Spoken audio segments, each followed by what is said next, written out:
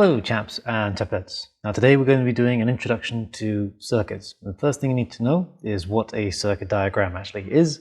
You need to be able to understand the standard components that you would find in a typical GCSE circuit, and you also need to be able to draw and interpret some circuit diagrams.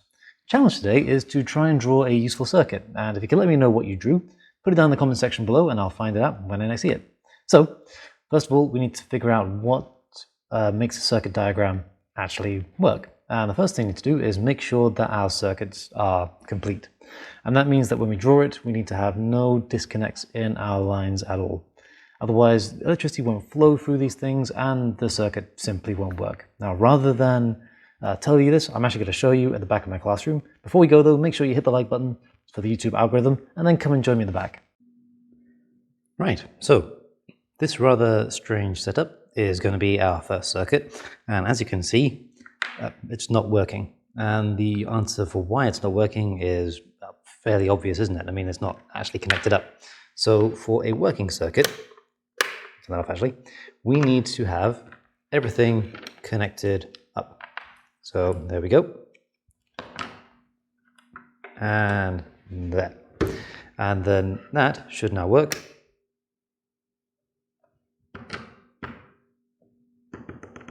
There we go. So that now works. And the reason for that is because we have a closed circuit.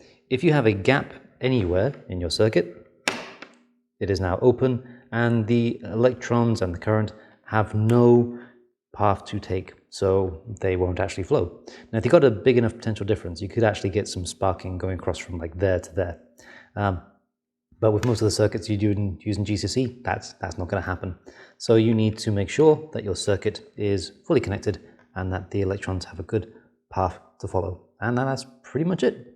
So there you go. So there are a couple of circuits components that we actually need to know, and that's going to be electrical sources. So sources of EMF, like we covered in the last video. We need to know what switches are, resistors, both fixed and variable. We need to know some heaters, thermistors, go check my list, light-dependent resistors, lamps, ammeters, voltmeters, galvanometers, magnetizing coils, transformers, bells, fuses, and relays. I have individual videos which deal with some of these components, but for those that don't or haven't seen them yet, I'm going to do a quick run through now about what the component is and also what their symbol looks like. So let's go back to the back of the classroom, hit the like button on the way, and let's get started. Alright, so I'm not going to go through every single component out there that you'd need to know for GCSE, because there are individual videos which will deal with individual bits. We've already seen some of these before, and I'm just going to go through them now so we're very clear about what they are. And these are the components that you're most likely to see in exam questions and the ones that you're most likely to use during practicals and so on and so forth. There are some more. Go through them individually, but these are the basic ones. So we're going to start off with this thing here. And this, you can see the symbol on there already. That is a cell. It is not a battery, it is a cell. And what that gives you is the EMF, or the energy to get a circuit to actually work. So that's fairly straightforward. Now you do need to remember which side is which on this one, and the way you remember it is that this one is the negative side and this one is the positive side. So electrons will go zipping out that way and get attracted towards this way because, you know, electrons are negatively charged, so this thing is going to repel them and this one will attract them. So the way you remember which way is which is that if you are tall and thin, you are positive, and if you are short and fat, you are negative. Which is a nasty way of thinking about it, but it will help you remember these things. So there you go. Short and fat, negative. Tall and thin, positive. Okay? The other things you need to look at. This one is probably the most next common one, and that is the common light bulb or lamp. And it is given the symbol of a bulb there. And you could also have something like this, which kind of represents the filament light in there. And that's fairly much what you'd have. Typically, you go for this cross symbol inside a circle and put a line through it. Okay? The other thing you might need to know is these two things here. These are wires, and they are represented by a line. Okay? So wires are lines. Now this is a multimeter, which is set into voltmeter mode. And we've talked about this one already, but just to put it here now, let's just move that aside a bit. That is a V, with a circle around it. This one is set in ammeter mode and has the similar symbol. That is an A with a circle around it. And there you go. Honestly, these are the most common symbols you would need for most GCSE questions. There are two more which come up quite a bit, so we'll go through them now. We've got this one here, which is a switch, and it looks like this. There we go. And that's a switch in an open position. And what that will do is it will open and close your circuit, basically making a nice path for the electrons or breaking that path. The last one here is a resistor, which has a very nice straightforward symbol, and it is basically a box. And that's it. So these are the most common symbols you would need to know. Cell, bulb, voltmeter, ammeter, switch, and resistor. Now, there are some variations on the switch one. You could have something that looks like this, in which case that is a button. And for the resistor, you do have some varieties of them, and they will look like this in the case of a variable resistor, and there's also a thermistor and an LDR, but I've actually done two separate videos on those ones because they're on a separate part of the course. Go and check that out. I'll put the link in the description below, and well, there you go. These are all the common symbols that you need to know.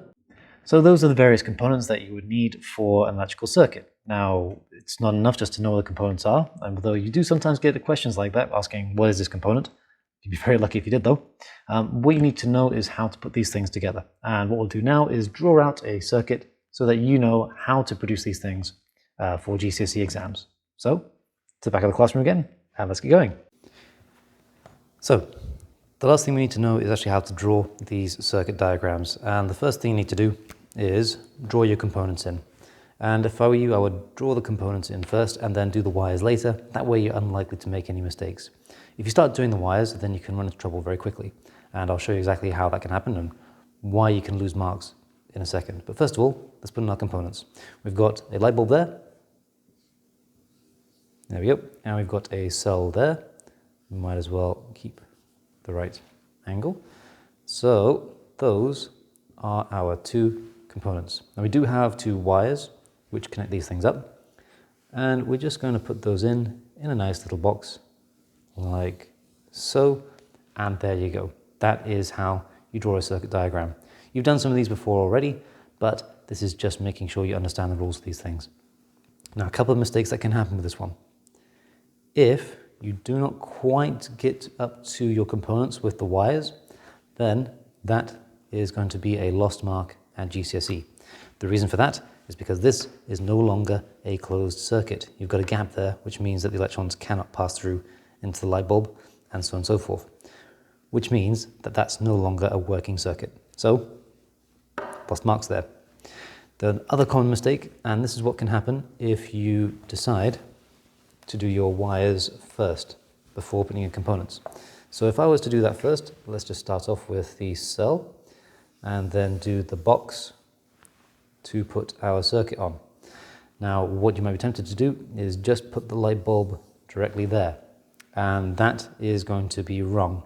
This is actually what's known as a short circuit. The wire just goes straight through the component, and that means that the electrons have a nice, easy path to take going through the component. It basically skips out the light bulb entirely. Basically, you are making the whole circuit shorter because it doesn't have to go through the actual component there. So it makes the circuit shorter, therefore it is a short circuit. So there you go, it's just skipping out some bits which you don't want it to, which could be avoided if instead of doing the wires first, you do your components first, and then you are very, very unlikely to lose those marks. Okay, so there you go. So from this video, you should know what a circuit diagram actually is, and you should understand the standard GCSE components that you would have in an exam or would need to use. You should also be able to draw and interpret circuit diagrams, although there are a bit more complicated ones which we'll come to look at later on. And the challenge today is to make sure you draw a useful circuit. Let me know what you drew in the comment section down below, and be sure to subscribe if you haven't done so already. That way you can find help really easily if you need help help during your GCSE studying. Make sure you hit the notification bell as well so you can see how physics is applied to, well, film and food in certain videos I do, which I produce about once a week. Alright guys, I'll see you in the next video.